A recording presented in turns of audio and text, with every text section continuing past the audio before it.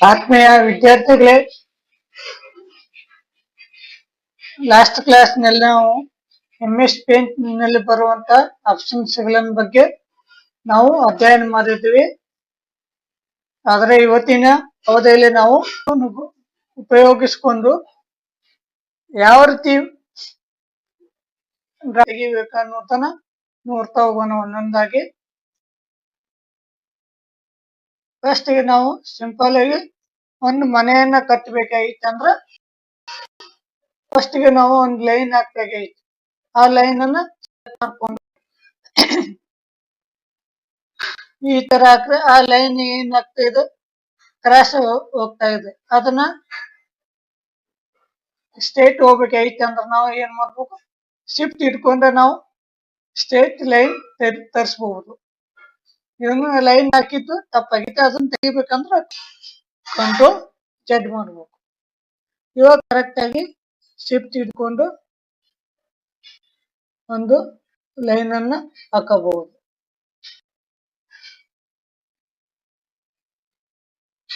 ಈ ರೀತಿ ನಾವು ಲೈನ್ ಅನ್ನು ಹಾಕ್ಬೇಕು. ಅದೇ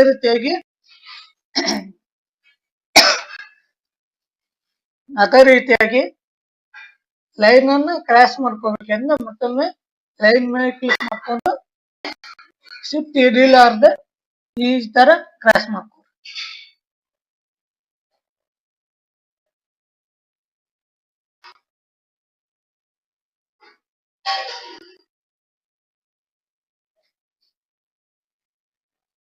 ಈ ರೀತಿಯಾಗಿ ನಾವು ಕ್ರಾಸ್ ಮಾಡ್ಬೇಕು. ಇನ್ನು ಈ ರೀತಿಯಾಗಿ ನಾವು ಕ್ರಾಸ್ ಹಾಕ್ಬೇಕು. ಅದೇ ರೀತಿಯಾಗಿ ಇಲ್ಲಿ ಸ್ವಲ್ಪ ಗ್ಯಾಪ್ ಆಗಿತ್ತು, ಹೌದಾ? ಈ ಗ್ಯಾಪ್ ಆಗ್ಬಾರ್ದು, ಪೂರ್ತಿ ಟಚ್ ಆಗಿರ್ಬೇಕು ಅದನ್ನ. ಯಾಕಂದ್ರ ಲಾಸ್ಟಿಗೆ ನಾವು ಕಲರ್ ಹಾಕ್ಬೇಕಿತ್ತಂದ್ರೆ ಫುಲ್ ಶೇಡಿಂಗ್ ಆಗುತ್ತೆ, ಅದು ಪೂರ್ತಿಕ ಕಲರ್ ಆಗಂಗಿಲ್ಲ. ಅದಕ್ಕಾಗಿ ಅದನ್ನ ಏನ್ ಮಾಡ್ಬೇಕು, ಅದನ್ನ ಲೈನ್ ತೆಗೆದು ಮತ್ತೊಮ್ಮೆ ಏನ್ ಮಾಡ್ಬೇಕು, ಕರೆಕ್ಟ್ ಆಗಿ ಲೈನ್ ಅನ್ನ ಹಾಕ್ಬೇಕು.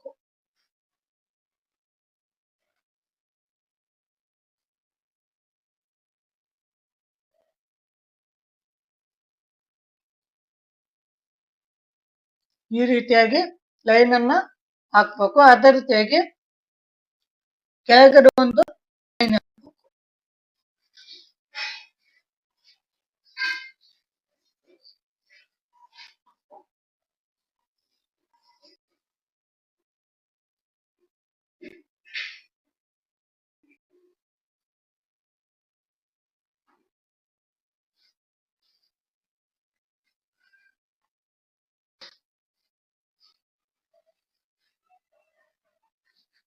ಲೈನ್ ಅನ್ನ ಕ್ರಾಸ್ ಹೋಗಿತ್ತಂದ್ರ ಅದನ್ನ ಶಿಫ್ಟ್ ಇಟ್ಕೊಂಡು ನಾವು ಕರೆಕ್ಷನ್ ಮಾಡ್ಕೊಬೇಕು.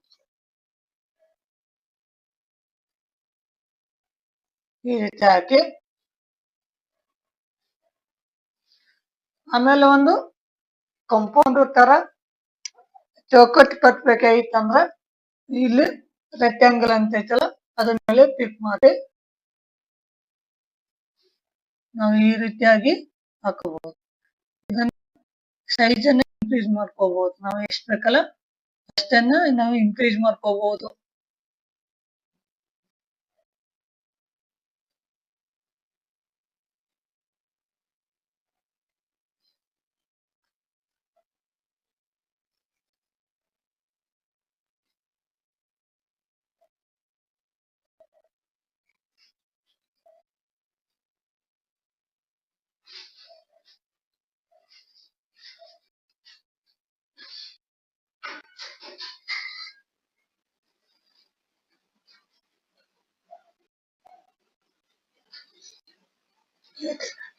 ಇದಕ್ಕೊಂದು ಕಿಡಿಕಿ ಹಾಕ್ಬೇಕಾಗಿತ್ತಂದ್ರೆ ಕಿಡಿಕಿ ಹಾಕಬಹುದು.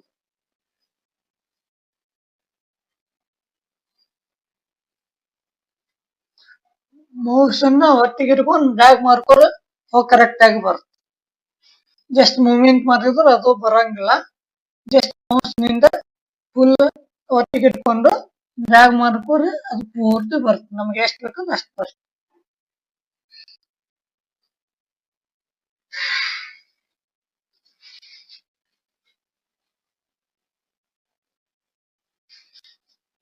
ಇದಕ್ಕೊಂದು ಲೈನ್ ಹಾಕೋದು.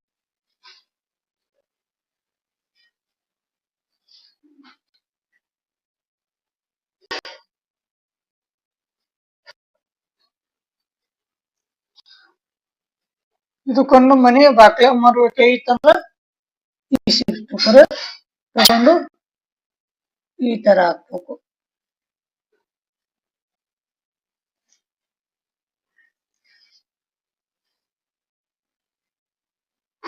ಇದ್ರ ಮೇಲೆ ಒಂದು ರೌಂಡ್ ಶೇಪ್ ಹಾಕ್ತೀನಂದ್ರ ಹಾಕ್ಬಹುದು. ಇಲ್ಲಿ ನೋಡ್ಬೋದು ರೌಂಡ್ ಶೇಪ್ ಎಲ್ಲಿ ಐತೆ ಅದನ್ನ ನೋಡಿ ಹಾಕ್ಬಹುದು. ಈ ರೀತಿ ಆಯ್ತು. ಈ ತರ ಹಾಕಿದ್ಮೇಲೆ ಇದಕ್ಕೊಂದ್ ಮನಿ ಮಗ್ಲ ಒಂದ್ ಗಿಡ ತೆಗಿಬೇಕಾಗಿತ್ತಂದ್ರ ನಾವು ನಾವು ಒಂದು ಗಿಡ ತೆಗಿಬೇಕಾಗಿತ್ತಂದ್ರ ಈ ಶೇಪ್ಸ್ ಇರ್ತಾವಲ್ಲ ಇದ್ರ ಮೂಲಕ ನಮಗ ತೆಗಕ್ ಬರಂಗಿಲ್ಲ. ಅದಕ್ಕೆ ಏನ್ ಮಾಡ್ಬೇಕಾಗಿತ್ತಂದ್ರ ಇಲ್ಲಿ ಕರು ಅಂತ ಒಂದು ಆಪ್ಷನ್ಸ್ ಲೈನ್ ಪಕ್ಕ ಒಂದು ಕರು ಐತಿ. ಅದ್ರ ಮೂಲಕ ನಾವು ಆ ಗಿಡಗಳನ್ನ ತೆಗಿಬಹುದು. ಅದೇ ರೀತಿ ಇಲ್ಲಿ ಲೈನು, ರೆಕ್ಟಾಂಗಲ್, ಸರ್ಕಲ್ ಮೂಲಕ ನಾವು ಗಿಡಗಳನ್ನ ತೆಗಕ್ ಬರಲ್ಲ.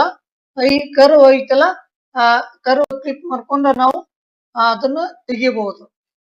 ಜಸ್ಟ್ ಆ ಕರು ಮೇಲೆ ಕ್ಲಿಕ್ ಮಾಡ್ಕೊಂಡು ಫಸ್ಟ್ ಒಂದು ಲೈನ್ ಹಾಕಿದ್ರ ಜಸ್ಟ್ ಅದನ್ನ ಮೌಸನ್ನ ನಡು ತಗೊಂಡ್ಬೋದು.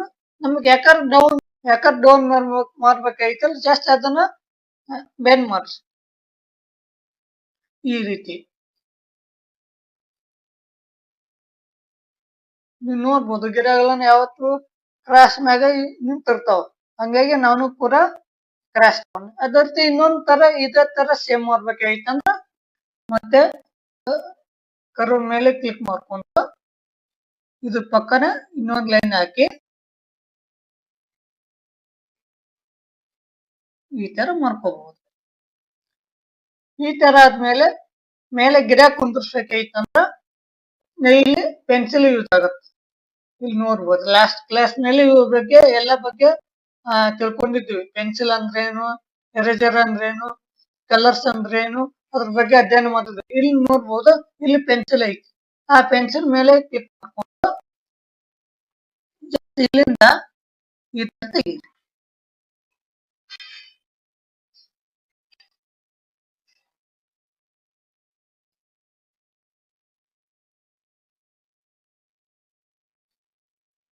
ಈ ತರ ತೆಗೆದಾದ್ಮೇಲೆ ಇದನ್ನ ಪೂರ್ತಿ ಫಿಲ್ ಮಾಡ್ಕೊ. ಈ ಗಿಡ ಕೆಳಗೆ ಹುಲ್ ಬೇಕಾಗಿತ್ತಂದ್ರ ತೆಗಿಬಹುದು. ಅದನ್ನ ಯಾವ ಅಂದ್ರ ಪೆನ್ಸಿಲ್ ಮೂಲಕನೇ ಪೆನ್ಸಿಲ್ ಮತ್ತೊಮ್ಮೆ ಕ್ಲಿಕ್ ಮಾಡ್ಕೊಂಡು ಸ್ವಲ್ಪ ಸೈಜ್ ದಪ್ಪ ಮಾಡ್ಕೋತೀನಿ ಅಂದ್ರ ಇಲ್ಲಿ ಸೈಜ್ ಅಂತ ಐತಿ ಕ್ಲಿಕ್ ಮಾಡ್ಕೊಂಡು ನಮ್ಗೆ ಎಷ್ಟು ಸೈಜ್ ಬೇಕಲ್ಲ ಅಷ್ಟು ಈ ತರ ತೆಗಿಬಹುದು.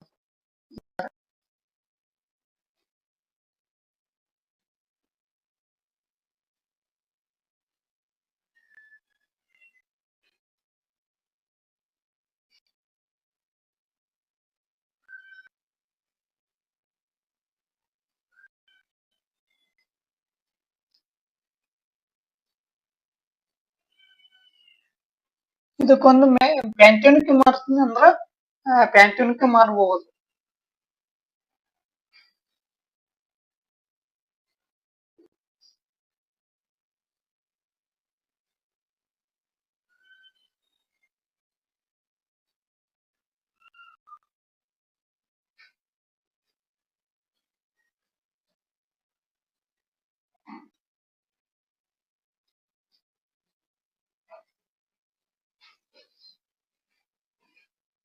ಈ ತರ ಎಲ್ಲ ಆದ್ಮೇಲೆ ಪೇಂಟ್ ಸಂಪೂರ್ಣ ಮುಗಿತೈತಿ ಅಂದ್ರ ನೋಡ್ಬೋದು. ಸಂಪೂರ್ಣ ಮುಗಿತೈತಿ ಅಂದ್ರ ನೋಡ್ಬೋದು. ಇಲ್ಲಿ ನೋಡ್ಬೋದು ಇಲ್ಲಿ ಲೈನ್ ಸ್ವಲ್ಪ ಜಾಸ್ತಿ ಬಂದಾವ.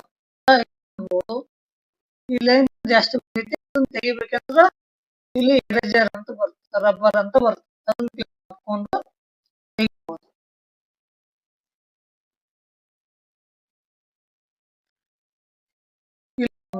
ಎರೇಜರ್ ಅಂತ ಬರ್ತದೆ, ರಬ್ಬರ್ ಅಂತ ಬರ್ತದೆ.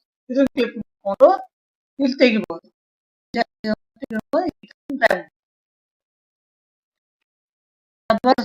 ದೊಡ್ಡ ಮಾಡ್ಬೇಕಾದ್ರೆ ಕೀಬೋರ್ಡ್ ನಲ್ಲಿ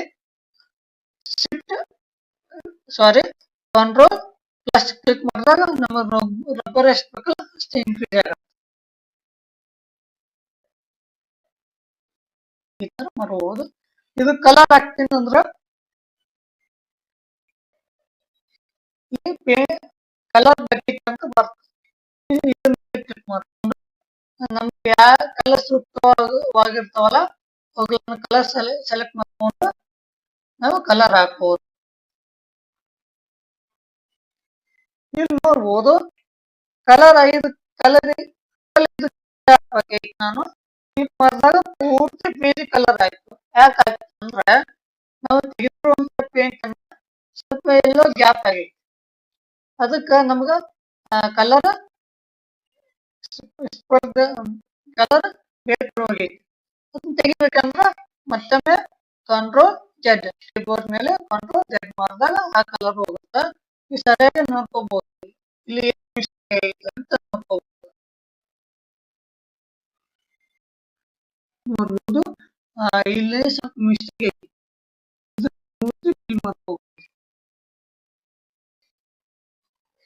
ಇಲ್ಲ ಆಯ್ತಾ?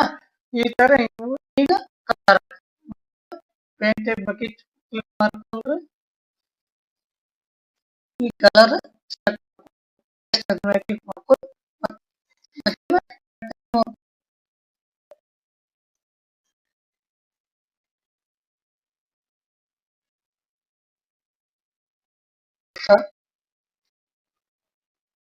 ಮತ್ತೆ ಕಲರ್ ಮೇಲೆ ಕ್ಲಿಕ್ ಮಾಡ್ಕೊಂಡು ನೀವು ಹಾಕ್ರೆ ಕರೆಕ್ಟ್ ಆಗುತ್ತೆ. ಈ ರೀತಿ ನಾವು ಹಾಕ್ಬೋದು. ನಾವು ಜಸ್ಟ್ ಪೇಂಟಿಂಗ್ ತೆಗೆದಿದ್ದ ಜಸ್ಟ್ ಗ್ಯಾಪ್ ಆಯ್ತಂದ್ರ ಆ ಕಲರ್ ಹಾಕಕ್ ಬರಲ್ಲ. ನೆನಪಿರ್ಲಿ ಅವನ್ನ. ಎಕ್ಸಾಂಪಲ್ ಹೇಳ್ಬೇಕಾಯ್ತು ಒಂದ್ ಗ್ಲಾಸ್ ನೀರು ತುಂಬಿದ ಗ್ಲಾಸ್ನಾಗ ನೀರ್ ಇರ್ತಾವ.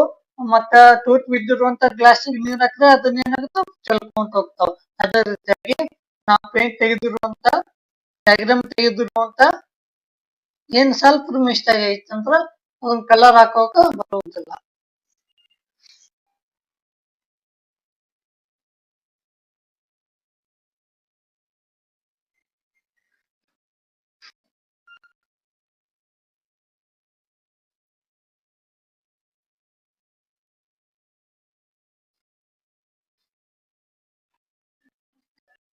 ನಾವು ಕೊಟ್ಟಿರುವಂತ ಕಲರ್ ಅನ್ನ ನೀವು ಹಾಕುವ ಅವಶ್ಯಕತೆ ಇಲ್ಲ. ನಿಮ್ಗೆ ಯಾವ್ದನ್ನ ಇಷ್ಟ ಆಗ್ತಾವೋ ಕಲರ್ ಅವುಗಳನ್ನ ತಗೋಬಹುದು ನೀವು.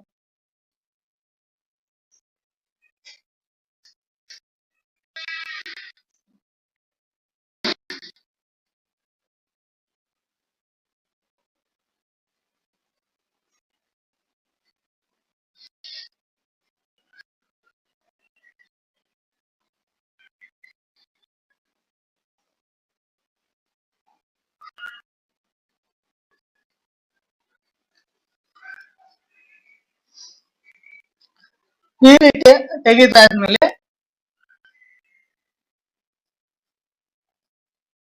ಸರ್ ಇದಕ್ಕೆ ಹೆಂಗ್ ಹಾಕೋದು ಸರ್ ಕಲರ್ ಅಂದ್ರೆ ಇದರಲ್ಲಿ ಬೆಸ್ಟ್ ನಿಮ್ಗೆ ಯಾವ್ದು ಅನುಕೂಲ ಆಗ್ತಲ್ಲ ಅದನ್ನ ತಗೋರಿ. ಆಮೇಲೆ ನಿಮ್ಗೆ ಯಾವ ರೀತಿ ಕಲರ್ ಬೇಕಲ್ಲ ಅದನ್ನ ಕಲರ್ ತಗೊಂಡು ಇದನ್ನ ಈ ತರ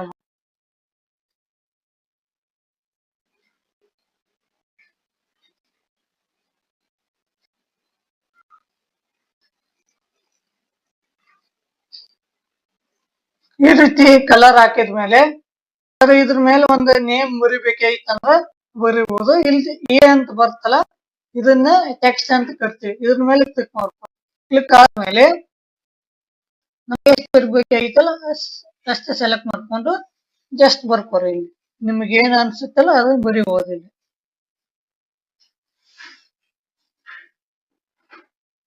ಅಕ್ಷರ ಕಾಣ್ತಾ ಇಲ್ಲ ಅಂದ್ರ ಇದನ್ನ ಸೆಲೆಕ್ಟ್ ಮಾಡ್ಕೊಂಡು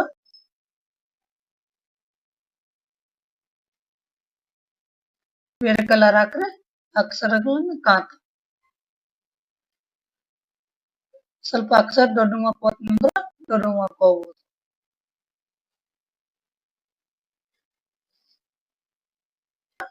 ದೊಡ್ಡ ಮಾಡ್ಕೋಬಹುದು. ಇಲ್ಲಿ ನೋಡಿ ನಂಬರ್ ಎಷ್ಟು ಬರ್ತದೆ ಅಷ್ಟು ದೊಡ್ಡ ಕ್ಲಿಕ್ ಮಾಡ್ಕೊಂಡು ಇಲ್ಲಿ ಅಕ್ಷರ ಕಾಣ್ತಾ ಇಲ್ಲ ಅಂದ್ರೆ ಸ್ವಲ್ಪ ನಂಬರ್ ಕಮ್ಮಿ ಮಾಡ್ಕೋರು ಇಷ್ಟ ಈ ತರ. ಮತ್ತ ಸ್ಟೈಲ್ ಇರ್ಬೇಕಾಗಿತ್ತಂದ್ರ ಇಲ್ಲಿ ಬರ್ತಾ ಚೇಂಜ್ ಮಾಡಬಹುದು.